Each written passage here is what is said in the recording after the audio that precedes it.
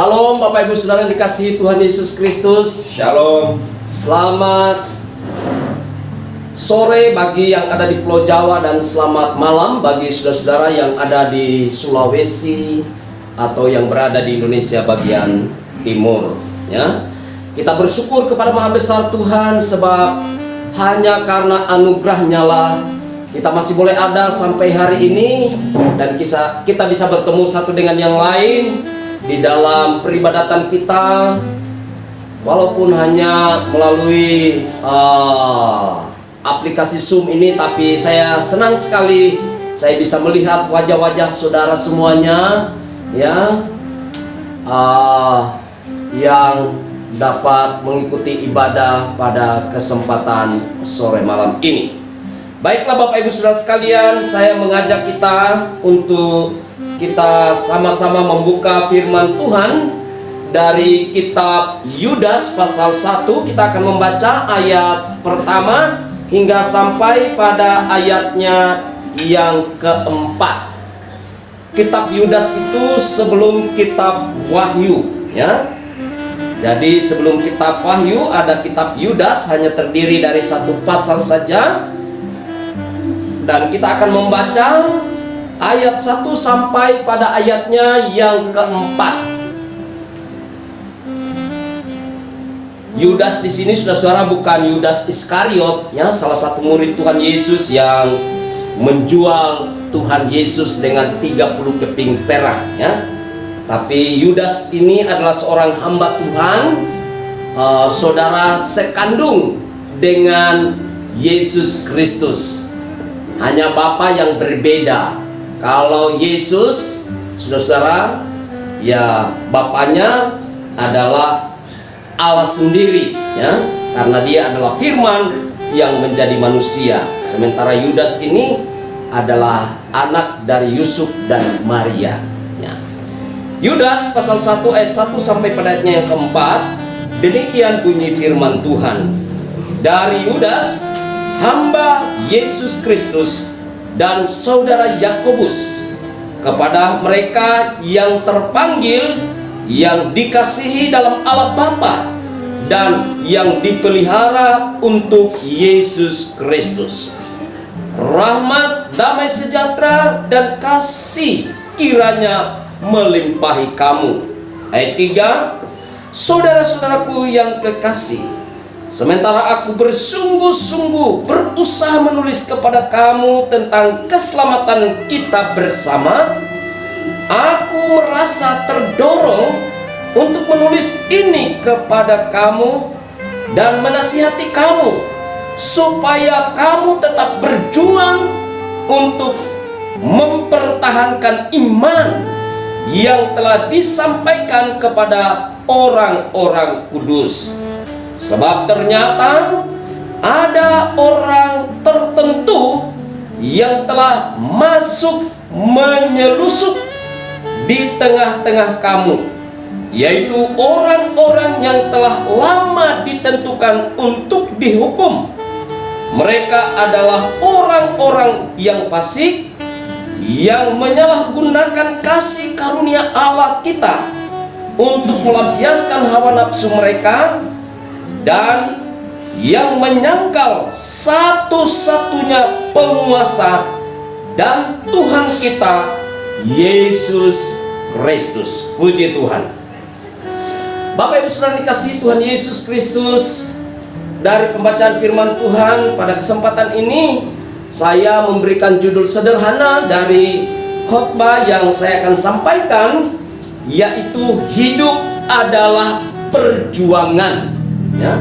Hidup adalah perjuangan, yang berarti bahwa selama kita hidup di dunia ini, maka kita harus terus berjuang. Nanti perjuangan itu akan berakhir ketika kita telah menyelesaikan perjalanan hidup kita di dunia ini, alias kita telah memenuhi panggilan Tuhan untuk menghadap Bapa di sorga. Nah, saudara-saudara dikasihi oleh Tuhan Yesus Kristus, saya percaya bahwa semua kita mengakui bahwa menjalani hidup di dunia ini membutuhkan perjuangan yang tidak mudah, ya. Secara khusus di tahun 2020 ini, ketika virus corona atau COVID-19 dinyatakan sebagai pandemi. Pandemi itu adalah suatu penyakit yang baru yang menyebar ke seluruh dunia. Nah, saudara-saudara, akibat pandemi dari COVID-19 ini, Bapak Ibu Saudara sekalian, maka seluruh bidang kehidupan harus mengalami berbagai macam perubahan, ya. Yang tadinya mungkin kita menjalani kehidupan pada satu tatanan yang sudah baik, tetapi akibat karena pandemi COVID-19 ini, maka tatanan hidup yang sudah baik itu akhirnya berubah menjadi satu tatanan kehidupan yang rusak, ya. Yang tadinya mungkin ekonomi kita sudah mulai baik, tapi akhirnya berubah menjadi sulit, Bapak Ibu Saudara sekalian. Yang tadinya mungkin tingkat kehidupan sosial kita sudah mulai baik, akhirnya berubah menjadi tidak baik. Nah, saudara-saudara, dan tentu bukanlah hal rahasia lagi, kita boleh melihat situasi dunia sekarang ini, dan secara khusus kita di Indonesia ini, Bapak Ibu Saudara sekalian, begitu banyak orang yang menjerit akibat karena kesulitan hidup. Banyak orang yang stres, banyak orang yang bingung, Bapak Ibu Saudara sekalian. Banyak orang yang merasa tidak tahu mau berbuat apa lagi akibat karena kondisi dan situasi yang teramat sangat sulit pada hari-hari terakhir ini. Dan lebih parah lagi, Bapak Ibu Saudara sekalian, akibat karena situasi yang berat ini, akhirnya banyak orang yang merubah jalan hidupnya, Bapak Ibu Saudara sekalian, seperti khotbah pada minggu yang lalu, ya. Banyak orang yang perjuangan hidupnya itu, saudara-saudara, berubah. Yang tadinya adalah perubahan hidup ke arah yang positif atau ke arah yang baik, maka sekarang jalan kehidupannya ke arah yang tidak baik atau ke arah yang negatif, Bapak Ibu Saudara sekalian. Bisa jadi orangnya tadi punya nama baik, ya, dikenal di masyarakat baik, ya, tahu bersosialisasi, tapi pada akhirnya menjadi orang yang eksklusif, ya, dan bisa jadi dia menempuh jalan pintas, misalnya menjadi perampok, ya, menjadi pembunuh, menjadi orang yang apalagi, saudara, korupsi dan lain sebagainya. Akhirnya membuat namanya menjadi rusak, Bapak Ibu Saudara sekalian. Nah, itu peristiwa-peristiwa yang setiap harinya kita lihat, ya, di tayangan televisi atau melalui berbagai macam media yang lainnya. Dan itu semua, saudara, merupakan akibat dari COVID-19 yang sedang melanda dunia pada hari-hari terakhir ini, dan termasuk negara kita di Indonesia ini. Nah, saudara dikasihi oleh Tuhan Yesus Kristus, perjuangan berat yang harus dihadapi oleh umat Tuhan pada saat ini, saya bisa golongkan pada dua hal besar. Yang pertama adalah perjuangan hidup secara jasmani. Saudara, sekarang ini untuk mencari makan sesuap nasi setiap harinya itu, wah, saudara-saudara, kita harus berjuang, bekerja keras dengan begitu luar biasa. Mungkin semalam-malaman kita harus berpikir, ya, bagaimana caranya supaya besok saya bisa mendapatkan apa yang dibutuhkan untuk dapat memenuhi kebutuhan keluarga, kebutuhan pendidikan anak-anak, dan lain sebagainya. Saudara, ini merupakan perjuangan yang harus kita jalani setiap harinya. Tidak boleh tidak, ya. Dan saya berharap sebagai umat Tuhan, sebagai anak Tuhan, saudara, marilah kiranya kita terus menjalani perjuangan ini dengan sabar dan tekun, ya. Karena pujian kita tadi, Bapak Ibu Saudara sekalian, bahwa sesungguhnya Tuhan tidak pernah membiarkan kita berjalan sendiri. Tuhan selalu ada bersama kita. Dia mengerti setiap keberadaan hidup kita, Bapak Ibu Saudara sekalian. Dan Dia tahu persoalan kita, Dia tahu masalah kita, ya. Dia tahu juga kebutuhan-kebutuhan hidup kita, Bapak Ibu Saudara sekalian.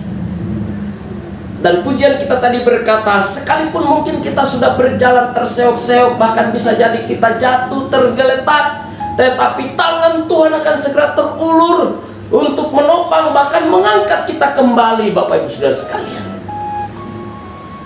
Kalau ada pemahaman ini di dalam kehidupan kita, maka saya percaya kita tidak akan mungkin menjadi orang Kristen yang putus asa, atau menjadi orang Kristen yang kurang bergairah.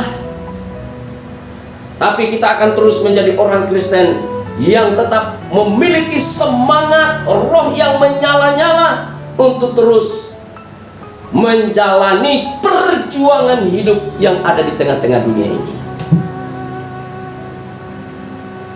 Karena tema kita hari ini dikatakan hidup itu adalah perjuangan.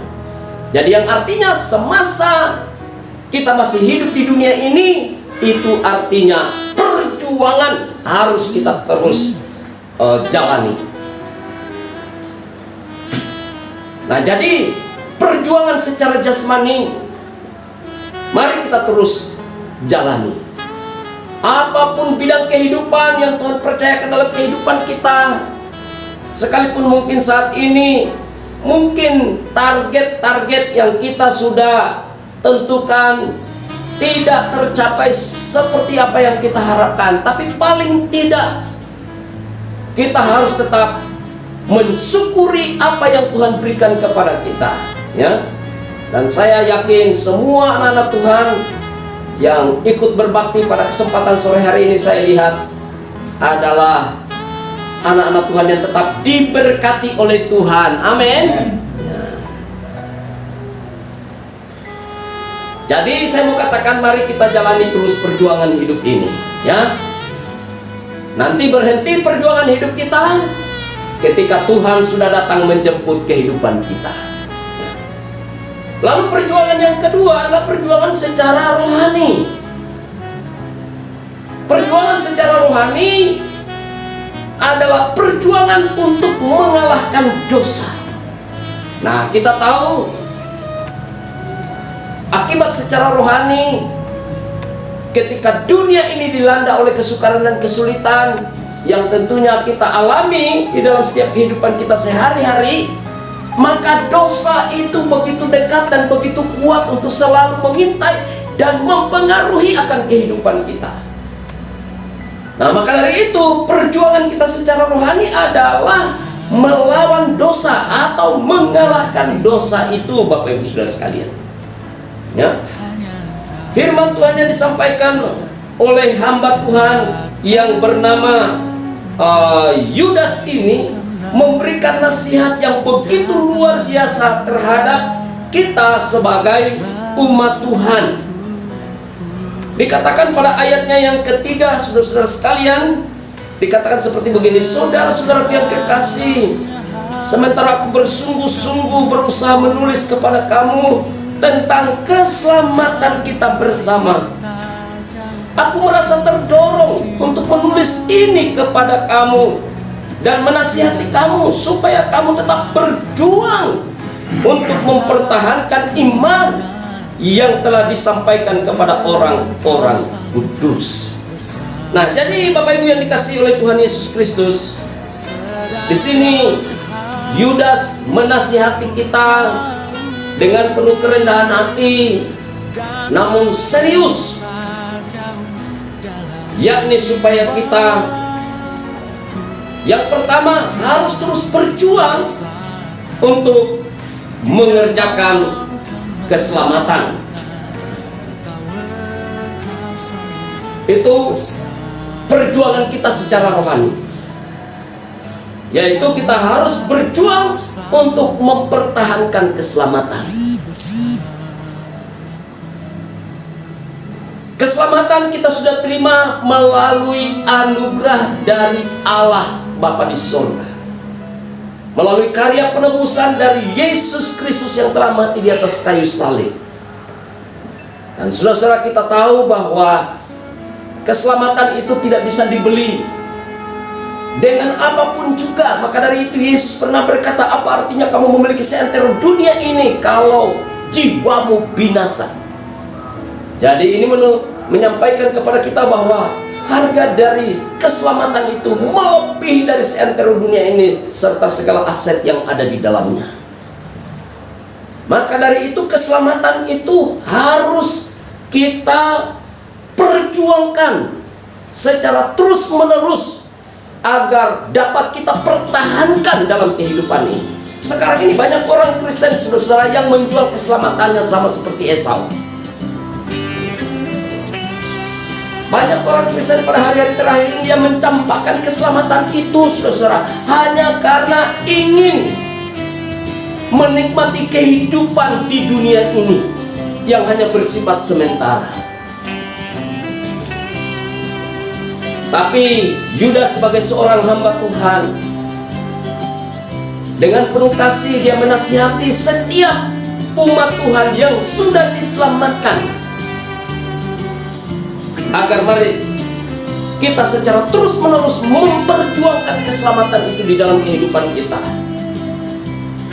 Memperjuangkan keselamatan di sini, saudara-saudara, dalam pengertian kita harus mempertahankan keselamatan itu dalam hidup kita.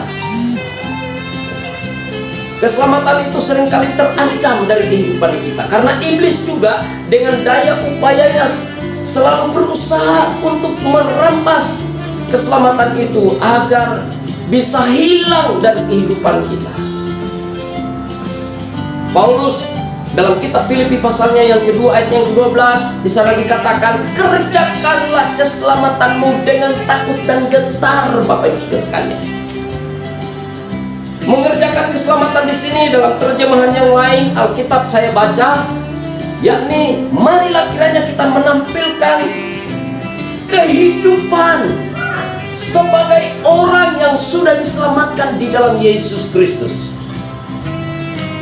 Jadi artinya kita harus menampilkan kehidupan yang menunjukkan bahwa sesungguhnya kita ini adalah orang-orang yang sudah diselamatkan di dalam Yesus Kristus. Mungkin dengan bahasa yang agak lebih gamblang saya mau katakan, jangan sampai kita, saudara-saudara, mempermalukan Tuhan Yesus Kristus melalui sikap kehidupan kita ini. Tapi biarlah kiranya Tuhan Yesus senantiasa dipermuliakan di dalam setiap kehidupan umat Tuhan yang sudah diselamatkan. Nah, oleh karena itu mari kita harus perbaiki sikap hidup kita, tutur kata kita, perbuatan kita, ya, cara kita bermasyarakat. Bapak Ibu Saudara sekalian, mari kita tunjukkan bahwa sesungguhnya kita ini adalah orang-orang yang sudah diselamatkan di dalam Yesus Kristus. Dan hal ini secara terus-menerus kita harus lakukan. Inilah yang namanya mengerjakan keselamatan itu. Bukan berarti kita harus bekerja untuk memperoleh keselamatan, tidak. Tapi artinya kita harus menunjukkan pribadi sebagai anak-anak Tuhan, sebagai orang-orang yang sudah dikuduskan dengan darah Yesus Kristus. Ya. Kalau orang di luar sana mungkin omongannya suka mencaci maki orang, menjelek-jelekan orang, saudara, mengolok-olok orang lain, ya. Tapi kita sebagai anak Tuhan, kita harus menjaga perkataan kita, kita harus menjaga perilaku kita, ya. Kita harus menjaga bagaimana kita bergaul dengan orang-orang yang ada di sekitar kita, saudara. Karena kita adalah orang-orang yang sudah diselamatkan di dalam Yesus Kristus. Jadi ini merupakan perjuangan, ya, untuk mengerjakan keselamatan yang kita sudah terima di dalam Yesus Kristus. Jadi artinya kita harus menunjukkan hidup yang pantas, hidup yang sesuai sebagai orang yang sudah diselamatkan oleh Yesus Kristus. Lalu kemudian poin yang kedua, Bapak Ibu Saudara sekalian, nasihat daripada hamba Tuhan yang bernama Yudas ini, yakni kita harus berjuang untuk mempertahankan iman. Itu jelas pada ayatnya yang keempat, ya. Sebab ternyata ada orang tertentu yang telah masuk menyelusup di tengah-tengah kamu, yaitu orang-orang yang telah lama ditentukan untuk dihukum. Mereka adalah orang-orang yang fasik, yang menyalahgunakan kasih karunia Allah kita untuk melampiaskan hawa nafsu mereka, dan yang menyangkal satu-satunya penguasa dan Tuhan kita, Yesus Kristus. Ya. Jadi perjuangan untuk mempertahankan iman, masih pada ayatnya yang ketiga tadi, ya. Berjuang untuk mempertahankan iman yang telah disampaikan kepada orang-orang kudus, ya. Ayatnya yang ketiga maksud saya, bukan ayat yang keempat. Nah, jadi Bapak Ibu yang dikasihi oleh Tuhan Yesus Kristus, mari kita harus terus berjuang untuk mempertahankan iman. Yang pertama tadi, berjuang untuk mengerjakan keselamatan, ya. Yang artinya kita harus hidup sesuai dengan yang diinginkan oleh Tuhan. Yang kedua, kita harus berjuang untuk mempertahankan iman. Saudara, kita diselamatkan oleh karena iman kita kepada Yesus Kristus. Maka dari itu, mempertahankan iman bukanlah hal yang gampang. Ini membutuhkan satu perjuangan. Dan saudara, ketika kita setia untuk mempertahankan iman sampai pada akhir hidup kita di dunia yang fana ini, maka saudara-saudara, dengan demikian kita akan dinyatakan sebagai orang yang setia, yang layak untuk masuk dalam kerajaan surga yang kekal buat sampai selama-lamanya. Dan saudara-saudara yang dikasihi oleh Tuhan Yesus Kristus, mengapa iman ini harus perlu dipertahankan? Karena alasannya ada pada ayatnya yang keempat, ya. Banyak orang yang menyelusup, ya. Mereka berupaya untuk mempengaruhi orang-orang yang sudah diselamatkan di dalam Yesus Kristus dengan menyalahgunakan kasih karunia Allah yang sudah mereka terima di dalam kehidupan mereka.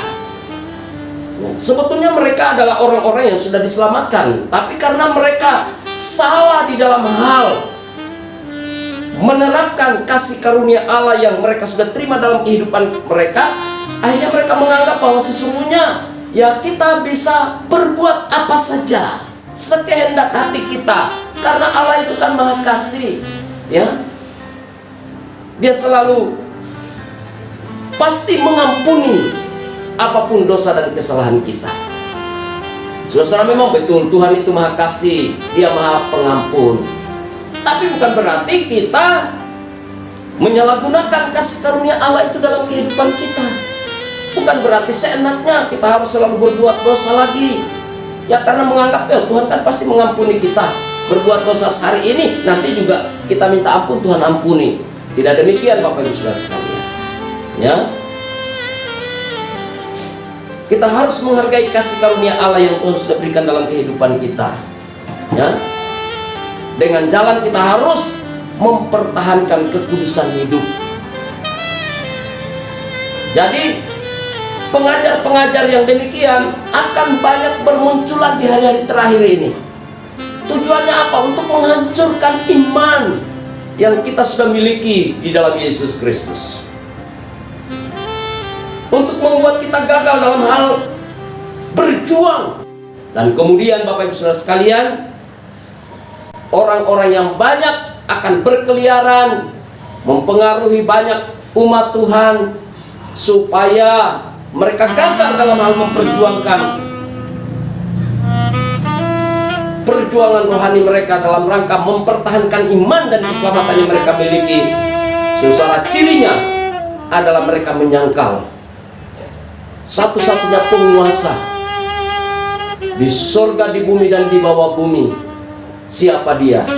Yang mereka sangkali adalah Tuhan Yesus Kristus. Jadi saudara-saudara, sekalipun mungkin dia berkata, aku ini orang Kristen, aku ini pernah sekolah teologi, sekolah Alkitab, ya, tapi kalau dia menyangkal Yesus Kristus Tuhan, nah saudara, mereka inilah orang-orang yang dimaksud oleh Yudas ini, yang berbahaya, yang akan menghancurkan dan mengagalkan perjuangan kita secara rohani. Nah, maka dari itu Bapak Ibu yang dikasihi oleh Tuhan Yesus Kristus, marilah kiranya kita harus terus berjuang di dalam kita memperjuangkan keselamatan dan iman yang kita sudah miliki melalui anugerah Allah di dalam Yesus Kristus. Semasa kita hidup di dunia ini, sampai pada akhirnya nanti kita menyelesaikan seluruh perjuangan kita di dunia yang fana ini. Sebagai akhir kata, saya mau katakan bahwa kemenangan dalam perjuangan rohani itu akan menjadi kunci kemenangan dalam perjuangan hidup secara jasmani. Jadi saudara, tidak usah takut di dalam menjalani kehidupan, sekalipun kita sedang berada di situasi yang sukar dan sulit. Tapi kalau kita terus bisa memperjuangkan perjuangan rohani kita, dan kita terus mengalami kemenangan dalam perjuangan rohani kita, maka kemenangan dalam memperjuangkan kehidupan rohani kita itu akan menjadi kunci kemenangan, akan menjadi kunci keberhasilan di dalam perjuangan hidup kita secara jasmani di tengah-tengah dunia yang sukar dan sulit ini. Saudara, apa pergumulanmu sekarang ini? Ya, Yesus Tuhan dikatakan adalah satu-satunya penguasa. Yesus Kristus telah diberikan kuasa di surga, di bumi, dan di bawah bumi. Semua kuasa ada di dalam Yesus Kristus. Sekarang ini apa masalah saudara? Ada yang mungkin datang dengan membawa masalah penyakit. Ada yang datang mungkin dengan membawa masalah pekerjaan, masalah ekonomi, masalah pendidikan, masalah apapun itu saudara. Percaya bahwa sampai hari ini saudara, Yesus Kristus itu adalah satu-satunya penguasa di surga, di bumi, di bawah bumi. Nama Yesus adalah nama yang paling tinggi, tidak ada duanya, karena itu diberikan oleh Allah sendiri. Maka dari itu, mari kita bawa hidup kita saat ini kepada Tuhan, dan kita mau katakan, Tuhan, ini hidupku, sepenuhnya aku serahkan kepadamu. Biarlah terjadi di dalam kehidupanku seperti apa yang Tuhan kehendaki.